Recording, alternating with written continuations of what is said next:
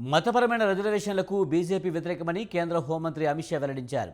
BJP అధికారంలోకి రాగానే 4% ముస్లిం రిజర్వేషన్లను ఎస్సీ, ఎస్టీ, ఓబీసీలకు కేటాయిస్తామని స్పష్టం చేశారు. బీజేపీకి అవకాశం ఇస్తే వరి పంటకు ₹1000 బోనస్ ఇస్తామన్నారు.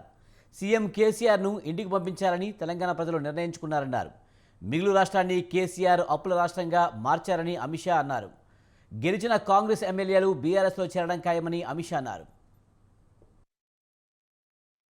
भारतीय जनता पार्टी ने दो महत्वपूर्ण निर्णय लिए।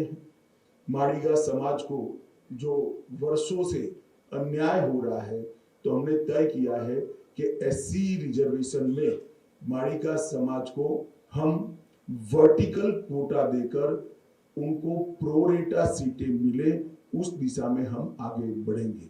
और इसके साथ साथ हमने तय किया है कि केसीआर ने भले वादा खिलाफी की कि दलित मुख्यमंत्री बनाने का वादा 2014 में किया था, खुद ही बन गए, अब बेटे को बनाना चाहते हैं। मगर भारतीय जनता पार्टी ने तय किया है कि हमारी सरकार बनने के बाद हम बैकवर्ड क्लास से मुख्यमंत्री बनाएंगे।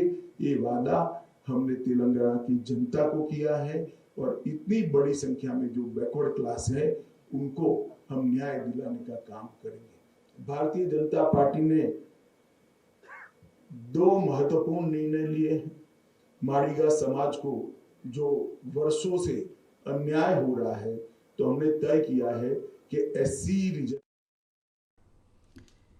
ఎస్సీ వర్గీకరణకు కట్టుబడి ఉన్నామని తెలిపారు. 2 దశాబ్దాలుగా మాదిగ సామాజిక వర్గానికి అన్యాయం జరుగుతుందని అమిత్ షా పేర్కొన్నారు. ఎస్సీ వర్గీకరణను వేగవంతం చేయడం కోసం కేంద్ర కమిటీ ఏర్పాటు చేశామన్నారు. ఇంట్లో కూర్చుని ప్రభుత్వాన్ని నడిపే వారికి పరిపాలన ఏం తెలుసునని ప్రశ్నించారు. ఫామ్ హౌస్లో కాదు, ముఖ్యమంత్రి సచివాలయంలో ఉండాలన్నారు. బీజేపీ అధికారంలోకి రాగానే విచారణ జరిపి అవినీతి పనులను జైలుకు పంపుతామని అమిత్ షా పేర్కొన్నారు. బీజేపీ అధికారంలోకి వచ్చాక ప్రస్తుత పథకాలను కొనసాగిస్తామన్నారు. ఎంఐఎం వల్లనే కేసీఆర్ ప్రభుత్వం తెలంగాణ విమోచన దినోత్సవాన్ని అధికారికంగా నిర్వహించడం లేదన్నారు. కేంద్ర నిధులపై తెలంగాణ సీఎం కేసీఆర్ అవాస్తవాలు మాట్లాడుతున్నారన్నారు. దక్షిణాదిలో అన్ని రాష్ట్రాలపై బీజేపీ ఫోకస్ చేసిందని అమిత్ షా పేర్కొన్నారు.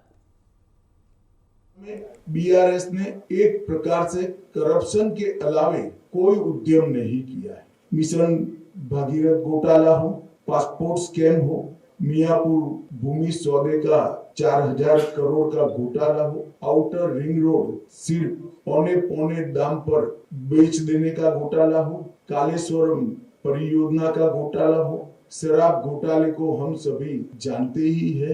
ग्रेनाइट घोटाले में कितना मनी लॉन्ड्रिंग हुआ वो कोई छिपी बात नहीं है।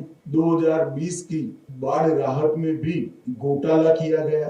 केक की रिपोर्ट से स्पष्ट हो गया है कि मिशन काकतीय में 22,000 करोड़ रुपए का बजट समाप्त होने के बाद भी सिर्फ 65% काम हुआ है।